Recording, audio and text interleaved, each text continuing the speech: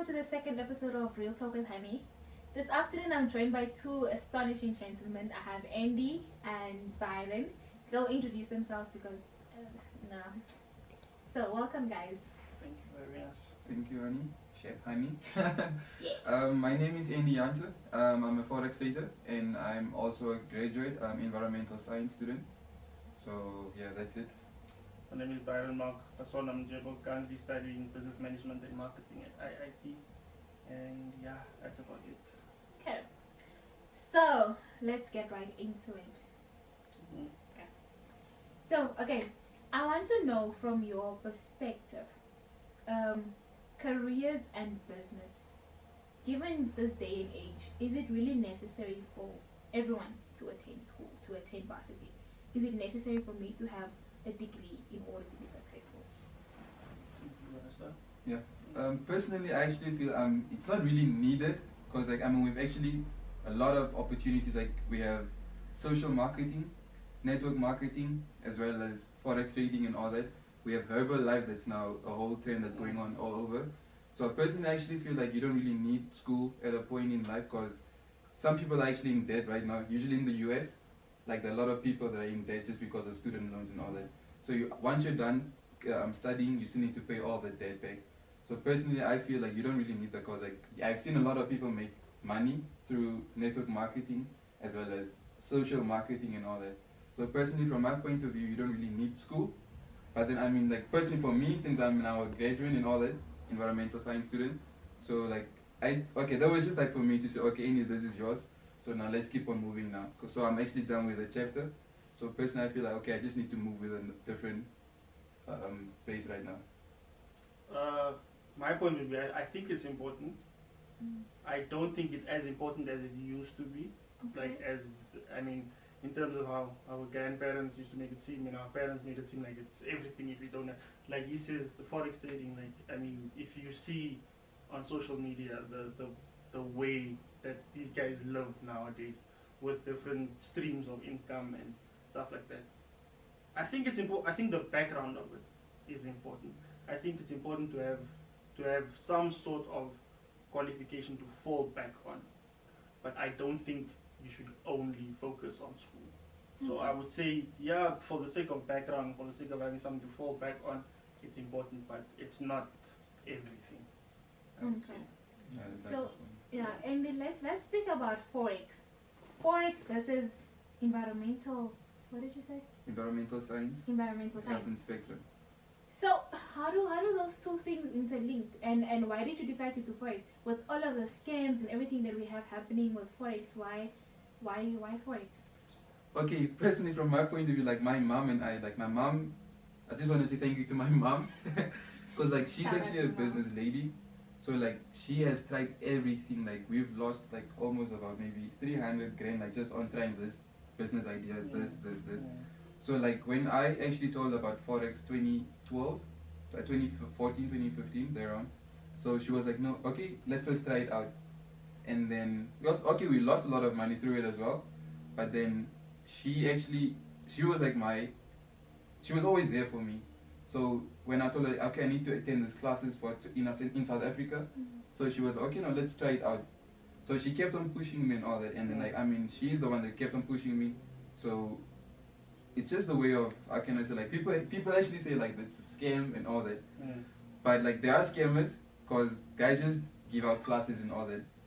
But you can actually make money from forex. It's just like this whole hype and all that people actually have on Instagram and all that.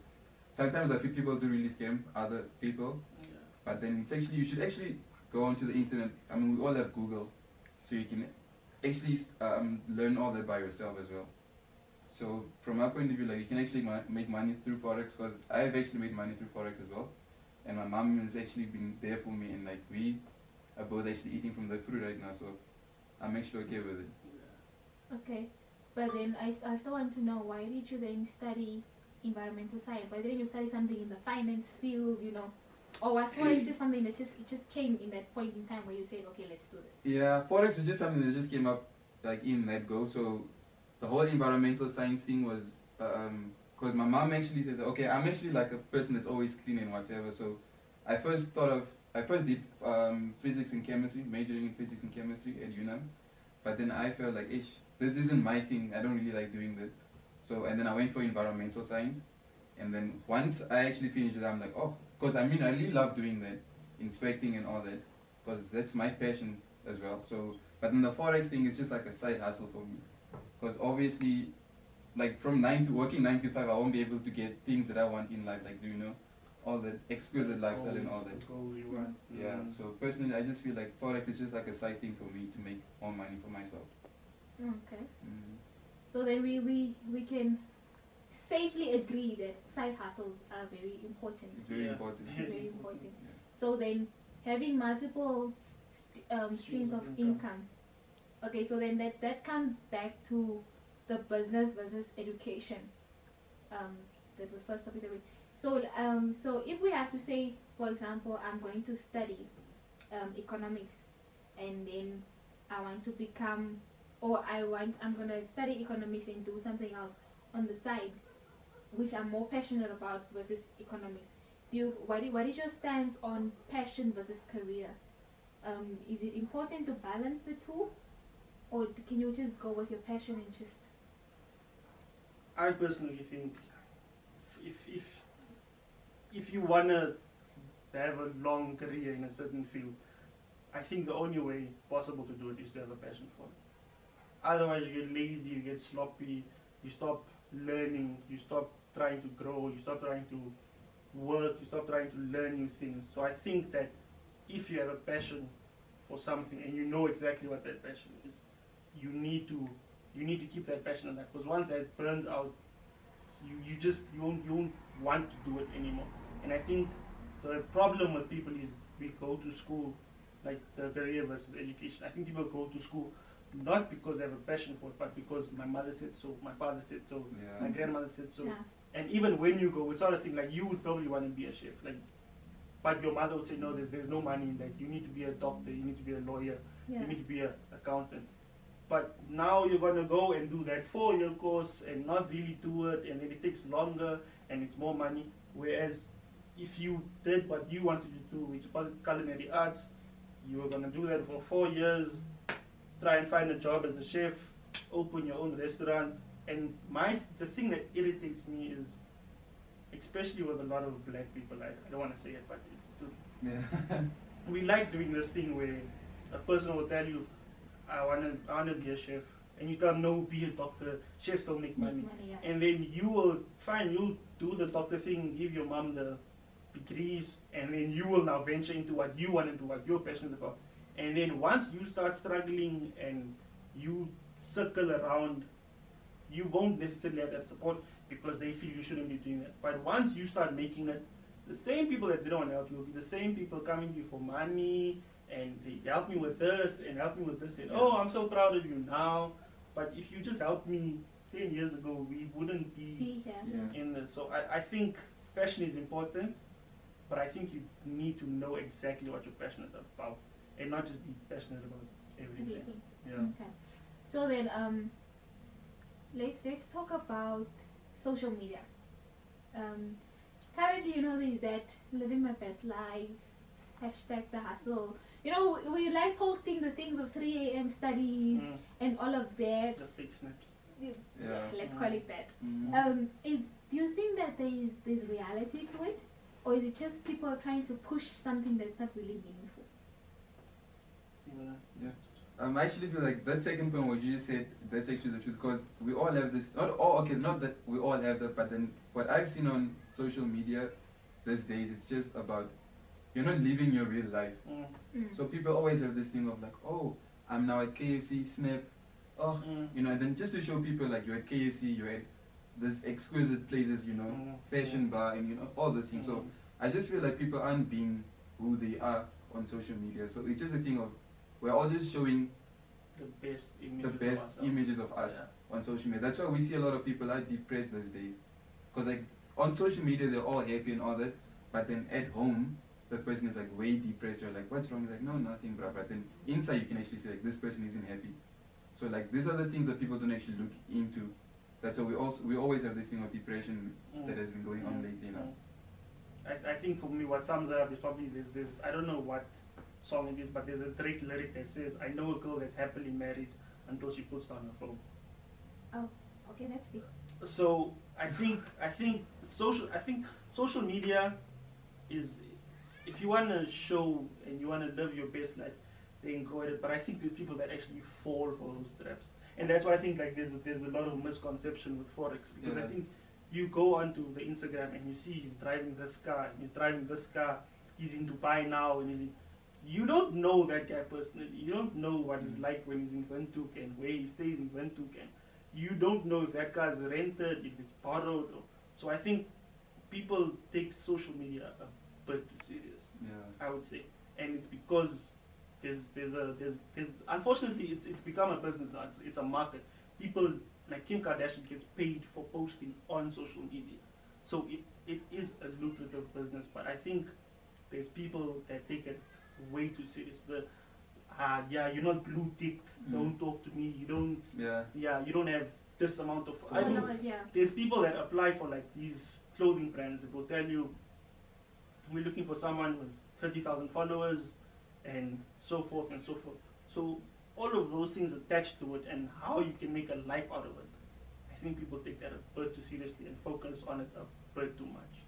So I think just know that sometimes these people don't really live like that, and that is a completely different side to them. Their social media and who they really are is completely. That's why we say live your best life, because if I look at your Instagram, I'm really gonna think you're that person.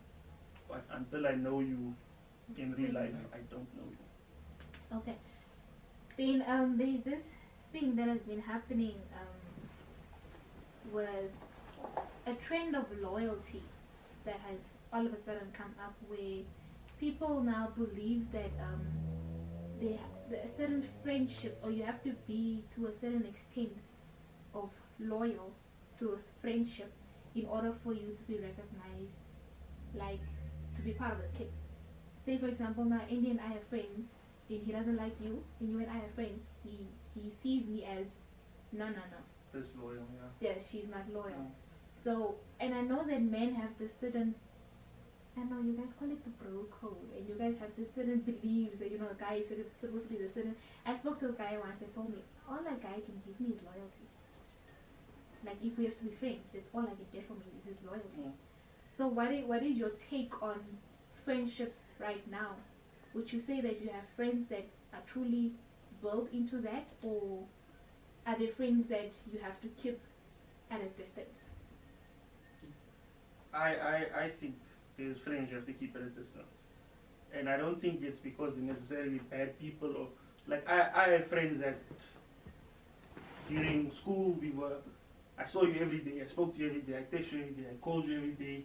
You knew everything. Yeah. School, we leave school, we barely talk.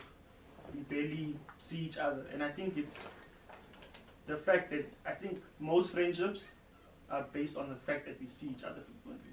I don't think it's necessarily that me and you care about each other. It's just, I see you every day, I've known you for so long, I'm going to talk to you because there's no one else around. But I think loyalty, especially nowadays, is important. And I think especially with like us, because I think many young kids are looking for what can that person give me in terms of friendships, in terms of relationships.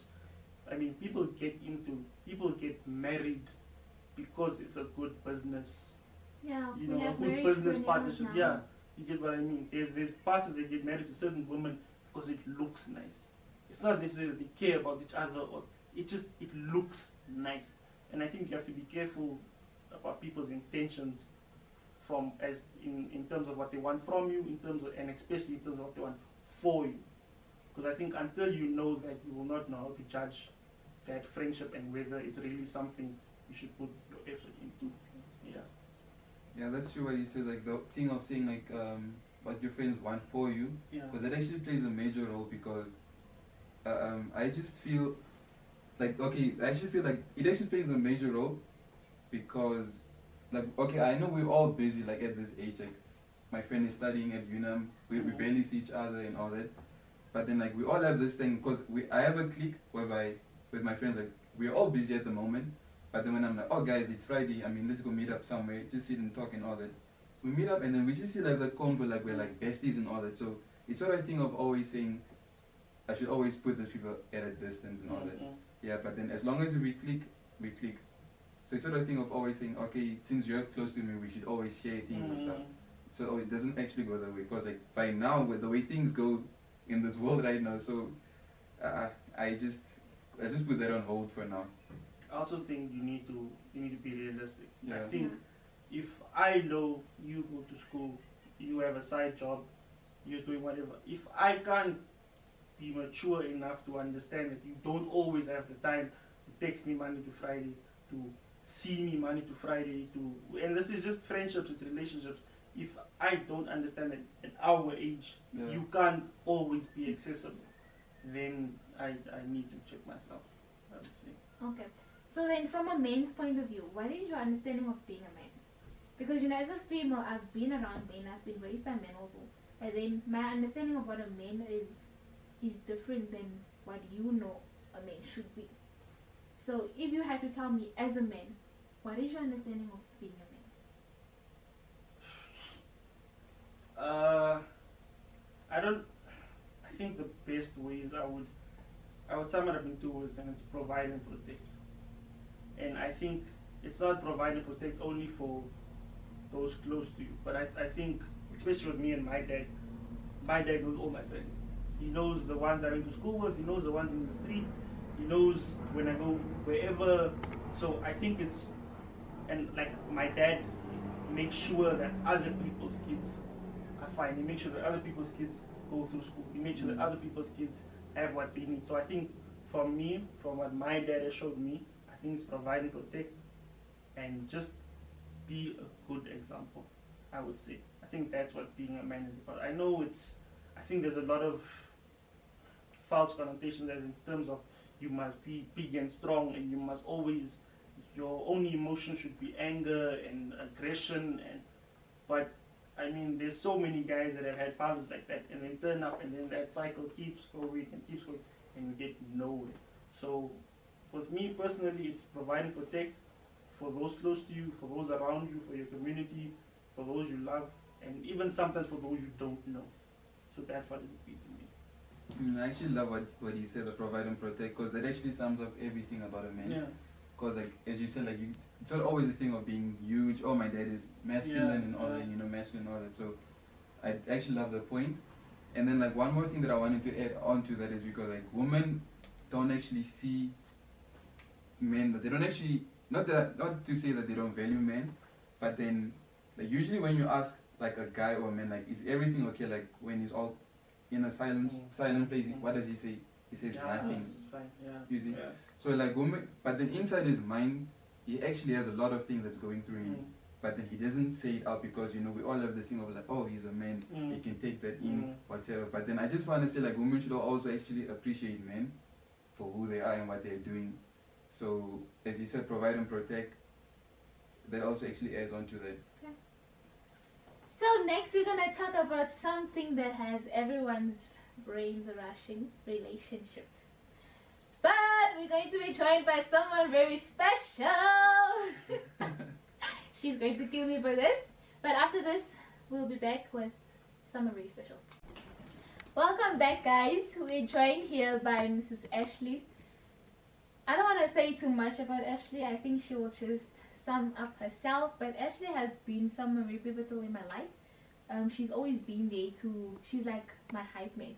But that's a nice thing about everyone sitting on this couch is that Byron, when I started cooking and I started uploading my Instagram videos, he was the one that said I should start a blog and I should start doing this like officially. So my blog and everything was inspired by him, and he's been the one that's always, you know, there's those people that will always, when are you cooking, when are you doing this, did I miss something? He's always been that person. And Andy, everything I post, everything I talk about, he's always reposting, and he's always just, you know, people that have always just been very supportive. So we're gonna get very candid with these people. They are not allowed to ask me any questions about my stuff. I'm gonna ask them. Relationships. Let's get into it, guys. You know, 2019 relationships are very complicated, okay?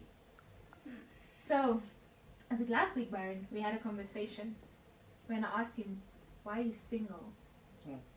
And I told you I want that same answer. Mm. So, fine, why are you single? I am single currently because I am, and not to be cliche, not to say what everyone's saying, but I'm working on myself. And I feel that there's a certain level I want to reach in terms emotionally, physically, spiritually, mentally, on all spheres before I get into a relationship.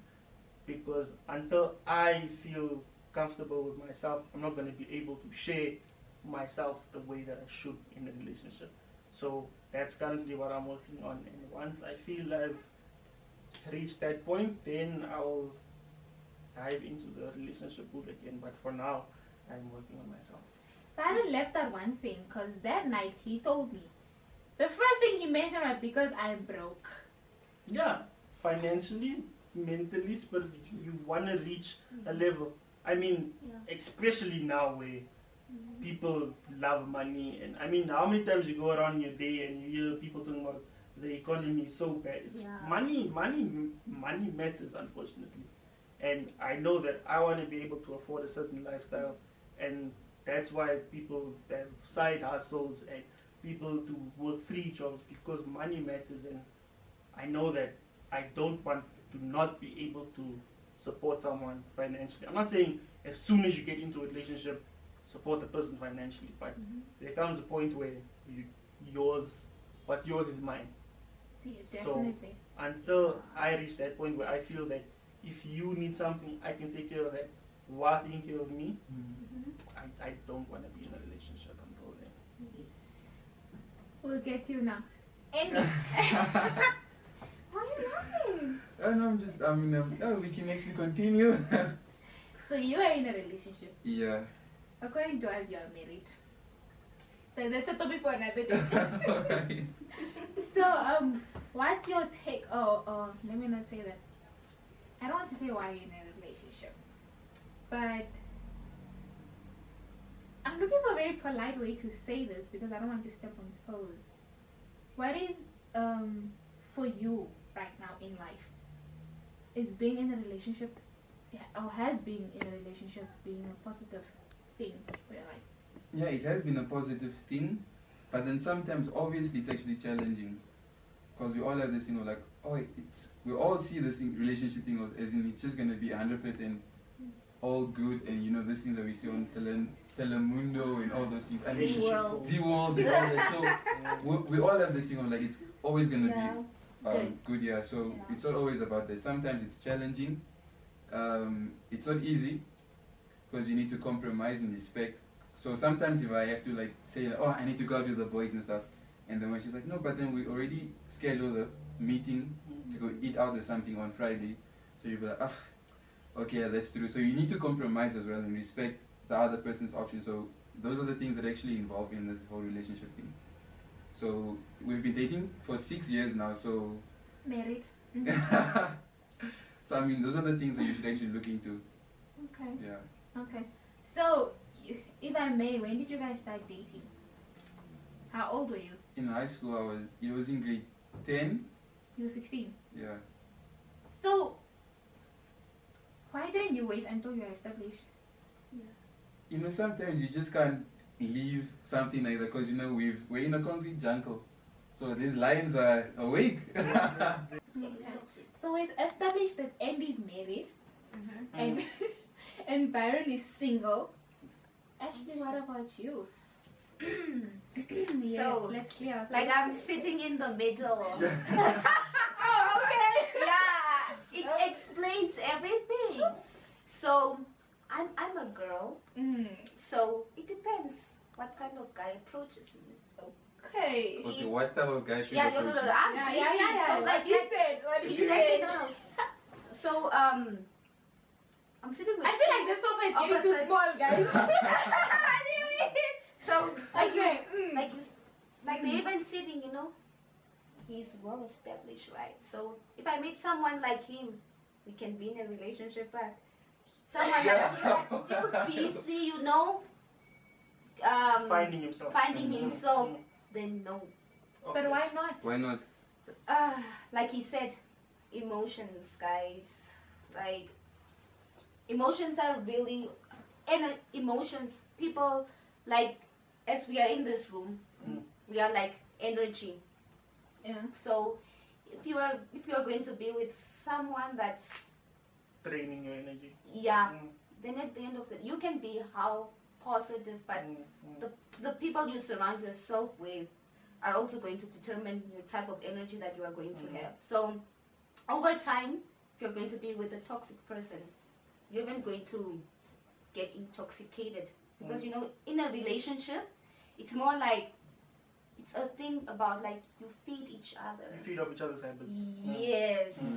So so I don't know why, but for me, a relationship, it's something really serious, it's like inviting someone in your circle, in your territory. So just that makes it really very freaking important. Yeah, but You are literally bringing someone in your territory. This person, you have to be vulnerable in order to be with someone. And have you been Yes. vulnerable in a relationship? 6 years. And it can only work out. Yes, guys. And it can only work out when you are vulnerable. But if you have like this emotional,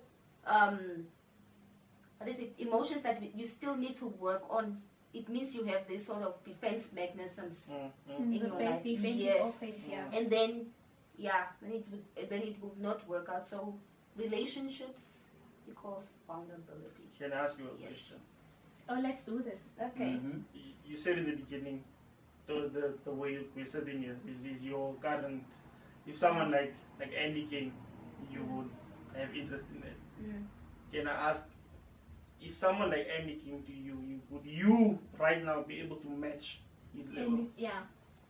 Because it's easy when someone that's doing well comes and they say, oh no, sure, I mean, yeah, why Let's do not? this, yeah. But are Yeah. you willing to be with a guy that says, I like you and there's something about you I like. I'm not stable now, but I'm working on it. Yeah. Will you be able to grow with that person, or are you looking for someone already established? And what are you fine with the fact that if he's already established, that he can say, you're not established yet. I'm looking for someone That's also established. Okay. Okay. I don't really know how the quote goes that Nelson Mandela said, but it went something in this line, like, if you leave a man that has a vision For a man that has a television, you'll end up watching the man Exactly. on his So, television. it's about someone that has a vision, and if you are working towards it, then I should be able to support you. Yeah. But then, But like if- these days, yeah. guys also actually look at women, like if she has something, if she has a vision, and if she actually applies all that knowledge or whatever she has She's onto working that, towards she's it. working Yes. towards it. Yeah. Guys will go for her. Yeah. But then if I actually see like, hey, this chick, like she's just doing about the glam nothing. life. Yeah, it's and all I start talk. questioning myself, like, I mean, is this really worth it? Like, am I really gonna move forward with this chick? Yeah. So guys actually look into those things. Also, guys actually do look at it. I thought guys just do like, oh, she's beautiful, let's do this. No. You guys fought hard for independence, so now we're also checking. So we're tired of the way our fathers looked. She's pretty. She can cook and she can clean. She can have kids. Yeah. Let's go pay Lobola and let's do this. Yeah. We want to make sure that when we approach you, we also know. Like, I know. Okay, who's that? No, this is Patricia. What does she do? No, she's a chef. She likes this. She's done this. She's studying here. You want someone that has that drive. If you're not gonna match my drive, I'm not just gonna date you because you're pretty. There's a lot of pretty, stupid women. So, like, there's a lot of pretty. Stupid Yeah, did you and see we the don't- way he said stupid? we don't just want someone that looks nice. And I mean, Beauty fades. Yeah. we don't want the trophy wife. If That's a good I one. can't work with you, then no. Yeah. Yeah. Okay, so then what is your take on a woman that earns more than you do? Yeah, no, we get it. Let me be honest with you. Every guy will say, oh no, it's fine. Fact of the matter is, it's not as comfortable as we would like to admit. I mean, obviously it depends on what she does. If I'm a mechanic and she is a supermodel, then obviously she's going to earn more than me. But it depends on do you make me feel like I'm less because you earn more than me? But then, if that is the case, well, does that affect your? Is that because of this man's ego? Because say for example, I'm working and my boyfriend is a student or my husband is still studying, and I just finished a year ahead of him, and here I am, I'm the one that's working. How does that resonate for you as a man? Do you still feel like nah? I think with me, as long as you don't make me feel like I'm less of a man because you earn more, then it's fine. Or you don't now. Like I know in school we used to do this thing where, like, we ask each other this question: why would you do? She earns more than you. Ah, nee, and she comes and she decides that the car you are driving, she's gonna take back those. Because I mean, it sounds funny, but it happens. Yeah. So I think, and that I think comes along with knowing the person you're with and how they see money, how they deal with money, their understanding of money. Yeah. So I think if you know the person and understand it, okay, they earn more because they're in a larger market and they're one of the top players in the market, then it's normal. But if it's a thing of where you're constantly belittling me because of the money, then I'm on a... Okay, this is just gonna make me ask more questions. So let's close it there. And thank you guys for coming. It's a pleasure. It's a pleasure. It was a great conversation. I hope that everyone that watched could learn something from all of these people, and that you would want to be a better version of yourself and be inspired by these people. People that, one more thing, how old are you? 21. 21. 24. 24. People that are in just that age group where you are, that are doing what they feel or what I feel is the most. You can also be that person, and I hope that it will inspire you. And until next time.